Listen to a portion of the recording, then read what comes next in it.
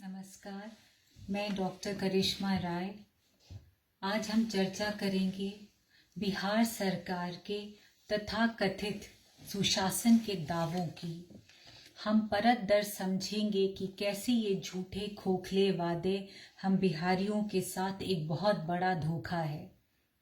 किसी भी चुनी हुई सरकार का प्रथम और सबसे महत्वपूर्ण उसकी जिम्मेदारी होती है कि जिन लोगों ने उसे चुना है, जिस जनता ने उस पर विश्वास जताया है, कम से कम उस जनता के जीवन स्तर को एक सम्मानजनक स्थिति तक पहुंचाएं। 2005 में एनडीए की सरकार ने हमसे वादा किया था कि अब किसी भी प्रदेशवासी को रोजगार के लिए बाहर नहीं जाना पड़ेगा, उसकी सारी मूलभूत समस्याओं का निपटारा होगा, स्वास्थ्य, शिक्षा, जीवन स्तर। लेकिन जब हम हकीकत ज़मीनी हकीकत को देखेंगे और समझेंगे तो आपको यह पता चलेगा कि स्थिति जमीन पर केवल चिंताजनक ही नहीं बल्कि बेहद शर्मनाक है।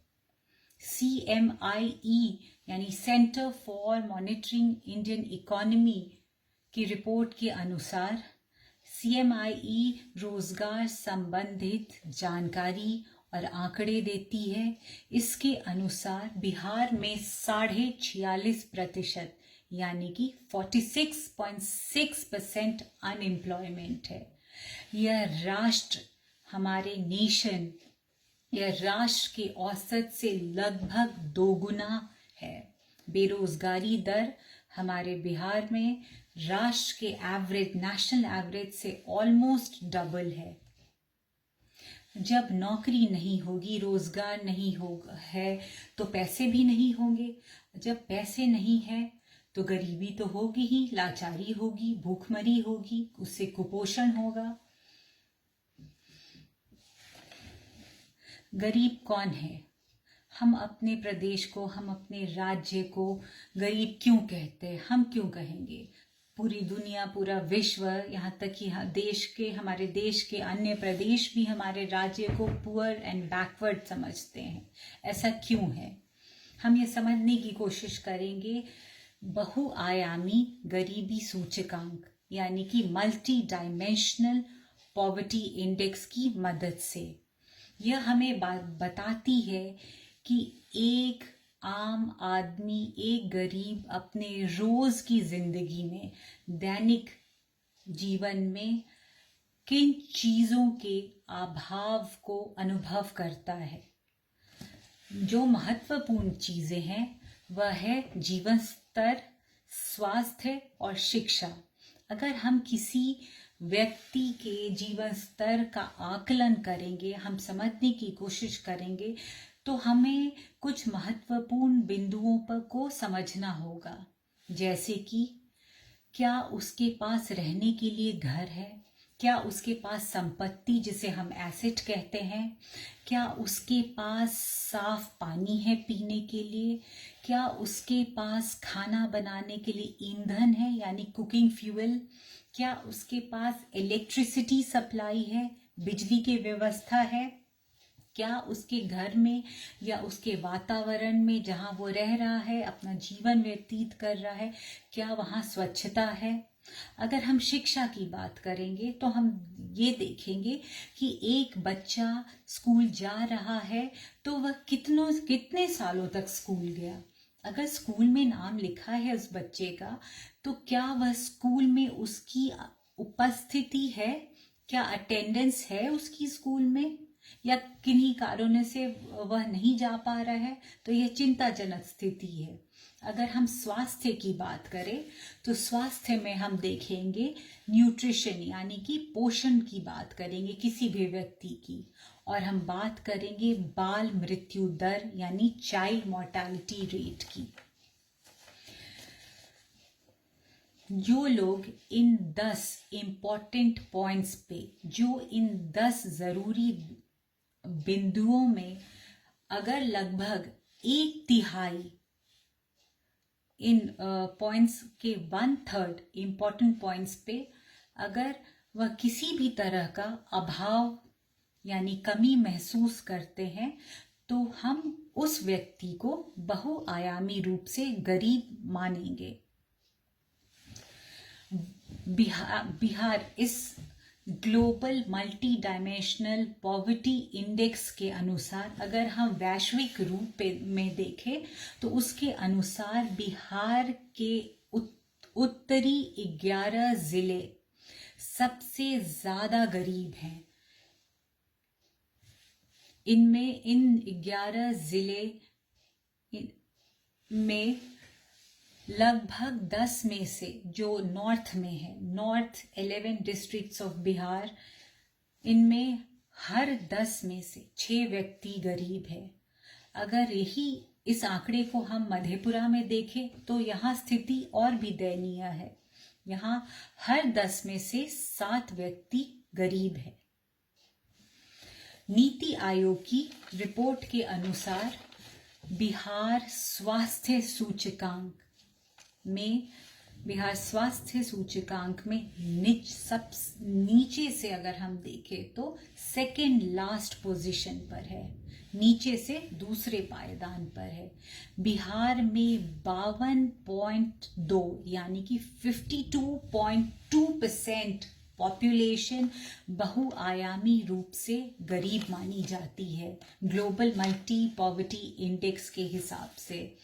बिहार सबसे ज्यादा आबादी वाले राज्यों में से एक है, लेकिन यहाँ प्रति व्यक्ति आय यानी कि पर कैपिटा इनकम बहुत ज्यादा कम है। ऐसा कम क्यों है? इसके भी कारण हैं जिन्हें आप समझने की मैं आपको बताती हूँ कि क्यों कम है। क्योंकि बिहार में देश के कुल उद्योगों का केवल 1.5% हिस्सा ही, यानी 1.5% उद्योग ही, पूरे देश को अगर हम मिलाकर देखें तो केवल 1.5% उद्योग ही बिहार में है। बिहार अपने खर्च का केवल 25% यानी कि 1/4 हिस्सा ही राजस्व के रूप में खर्च करता है या मतलब कमाता है। केवल 25% हिस्सा बिहार राज्य राजस्व के रूप में अर्जित करता है। आप इसे इस तरह से समझें, खर्च मेरा 100 रुपए का है लेकिन मेरे पास पैसे कितने हैं? बस 25 रुपए। तो स्थिति तो काफी बुरी है। अगर मैं 15 सालों से बड़ी बड़ी बातें बना रही हूँ आपके सामने कि डबल इंजन की सरकार है, हमने ये कर दिया, हमने वो कर दिया, ऐसी सरकार जो केवल अपने दोषारोपण भूतकाल में क्या बीता इन चीजों पे करे, तो ऐसी सरकार का क्या कहना। बिहार की इस बदहाली को हम कुछ आंकड़ों की मदद से समझने की कोशिश करेंगे।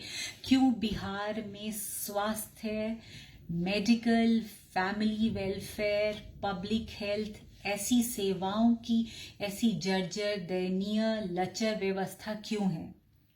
एनडीए सरकार ने 2019 में सुप्रीम कोर्ट को अपने जवाब में यह बताया कि बिहार में लगभग 57% 57% डॉक्टर्स की कमी है, 71% 71% नर्सेस की कमी है और 72.1% लेबोरेटरी टेक्नीशियंस की कमी है। 13 से 14 करोड़ के बीच में बिहार की आबादी है, लेकिन हमारे लिए डॉक्टर्स कितने हैं?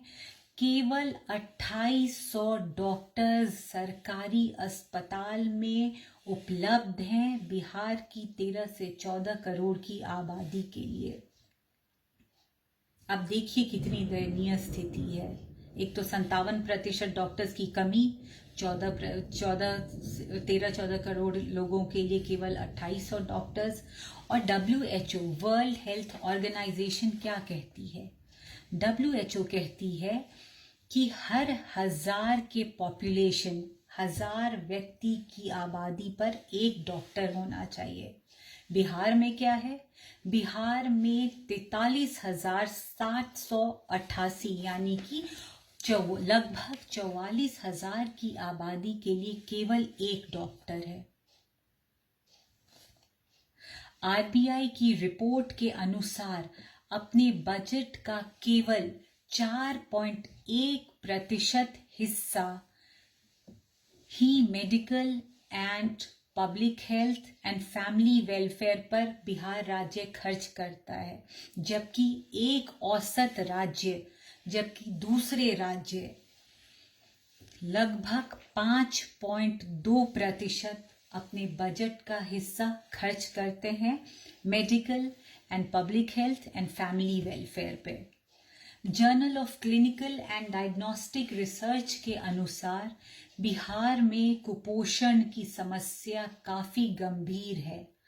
50% महिलाएं एनीमिया की शिकार हैं, यानी खून की कमी। यह बहुत ही गंभीर समस्या है। 50% कोई छोटा नंबर नहीं होता है। अब हम बात करेंगे इन्फेंट मोर्टेलिटी रेट यानी शिशु मृत्यु दर की। जब हम शिशु मृत्यु दर नवजात बच्चियों में देखते हैं तो यह काफी ज्यादा है। यह 46 है। 1000 नवजात शिशु बच्चे जब बच्चियां पैदा होती हैं तो उनमें से 46 की मृत्यु हो जाती है। अगर हम इन्फेंट मोर्टेलिटी रेट यानी शिशु मृत्यु दर नवजात बच्चे और नवजात बच्चियों इनके आंकड़े को मिलाकर देखते हैं तो यह लगभग 38 है, यानी कि हर 1000 बच्चे में जो जीवित जन्म लेते हैं उनके जन्म के बाद 38 बच्चों की मौत हो जाती है, 38, जबकि यह आंकड़ा होना चाहिए था 12। अगर हम अंडर 5 मोर्टेलिटी रेट की बात करते यानी वे बच्चे जो 5 साल की उम्र तक भी नहीं पहुंच पाते, इन बच्चों की संख्या लगभग 60 है, यानी कि 1000 5 साल से कम उम्र के बच्चों में लगभग 60 बच्चों की मृत्यु हो जाती है इससे पहले कि वो 5 साल की उम्र के हों, जबकि यह आंकड़ा कितना होना चाहिए था? 60 की जगह यह आंकड़ा 12 होना चाहिए था। अब देखिए कितनी गंभीर समस्या है।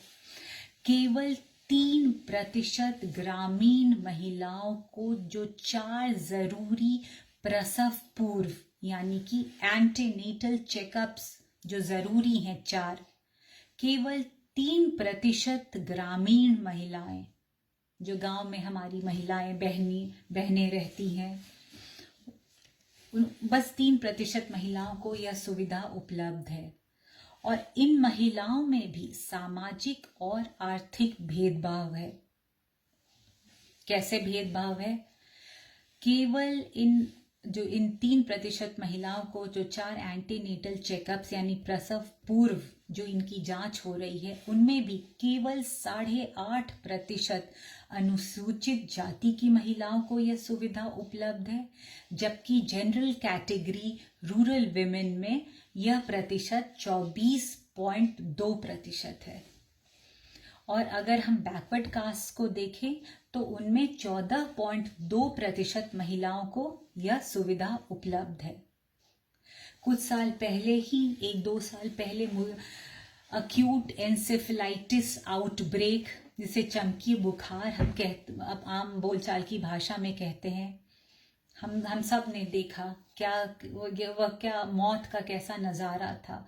माएँ कैसे अपने बच्चे को सीने से लगाकर अस्पतालों में इधर से उधर भागी जा रही थी कि कोई उसके बच्चे को देख ले, लेकिन यह निर्दयी सिस्टम, इससे कोई मतलब नहीं। ये कौन बच्चे थे जो मर गए? आप कभी जाकर देखिएगा, उनके बारे में समझने की कोशिश करें। ये वही बच्चे थे जो आर्थिक और सामाजिक रूप से कमजोर थे, जिनमें कुपोषण की समस्या थे। ये वो बच्चे हैं जो रात में भूखे पेट जो सो गए, सुबह उठे तो उनमें बुखार और अन्य लक्षण पाए गए। ज्यादातर बच्चे अनुसूचित जाति यानी शेड्यूल्ड कास्ट, अति पिछड़े वर्ग यानी एक्सट्रीमली बैकवर्ड कास्ट और बैकवर्ड कास्ट से थे जो कुपोषण के शिकार थे। कुर्सी है जनाजा तो नहीं तुम्हारा, कुर्सी है तुम्हारा जनाजा तो नहीं, कुछ कर नहीं सकते तो उतर क्यों नहीं जाते। नमस्ते।